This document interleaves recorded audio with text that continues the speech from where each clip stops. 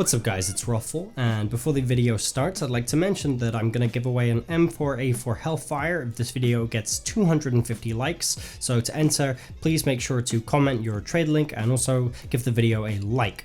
Anyway, today I'm going to talk about Csgo prices and where I sort of see them going in the future. Right now, the Csgo market is booming like never before. In July of 2017, a factory new AWP Dragon Lore cost less than $1,600. As of October 2017, they have risen to almost $1,900. Factory new howls have risen from $1,000 to $1,400 in the same time frame. Katowice 2014 stickers have had the biggest jump. I Buy Power Hollows have risen from $3,000 to $6,000 in the last few months, and Titans have risen from $2,000 to nearly $4,000 again in the last few months. The prices of a lot of skins are higher than they have ever been before, so I think it's important to ask why. I personally think the rising prices are as a result of two things, specifically trade bots and case sites, as well as the Chinese market being added. Trade bots and case unboxing sites are a fundamental staple in the CS economy. They provide a price floor for skins. This means that there is something backing up the prices of skins. This is to say that there is a minimum price for every skin. This is because if the price is low enough, the person who buys that skin can just put it on a trade bot or a case unboxing site in exchange for other skins and then sell those skins for a profit.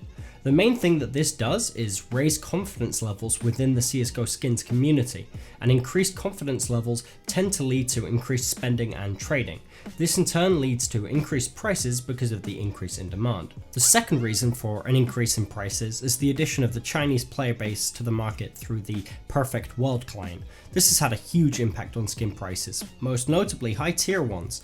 In the last few months we've seen big money buyers come in and buy a huge amount of expensive and collectible skins. It's logical to assume that along with these big money collectors who are buying I Buy Power Hollows and applying them, there are also just regular rich people who are buying things like howls and dragon lores. Now let's talk about the future. I personally don't think that the price increases will stop in the short term. Competing trade bots tend to drive up prices of desirable skins, and these new higher prices become accepted by the community as the new normal. This works for everyone, as they are all happy to see their skins increase in value. I find this mentality somewhat disturbing. It's like a game of pass the parcel with skins, where players and trade bots alike trade skins between one another, but if the music stops, the drop in prices of skins could be huge. For this to happen, Valve would have to do something like banning trade bots or case sites across the board. However, since they haven't done either of these things so far, it's unlikely that they will now. I think Valve realizes how important trade bots are to consumer confidence and the market, and they don't want to harm the market. So unless Valve does something, prices should continue to increase. There is one other thing that worries me about CSGO prices in the future, and that is CSGO itself. 3ClicksPhilip made a fantastic video talking about whether CSGO is dying or not, and I suggest you check that out. He essentially came to the conclusion that it wasn't really dying and that people were just getting bored of repetitive gameplay, and therefore they migrated to PlayerUnknown Battlegrounds. Now the hope is that at some point these players come back to CSGO if and when they become bored of PUBG, or when Valve add fresh and new content, for example the Dust 2 revamp. CS and PUBG may not be seen directly as competitors, however, since both games have cosmetic items, you have to wonder if the average player is keeping their CSGO skins or if they are selling them to buy PUBG skins.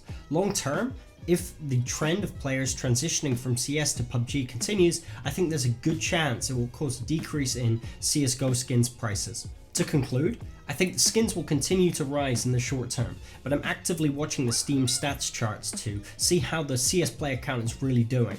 If Valve don't do something, there is a small chance the CS really will just fade away and skin prices will collapse with it. I hope you've enjoyed this video. If you have, I'd appreciate it if you leave a like rating, and if you enjoyed it so much, feel free to subscribe if you haven't already. That's going to be all for now, and I'll see you in the next video.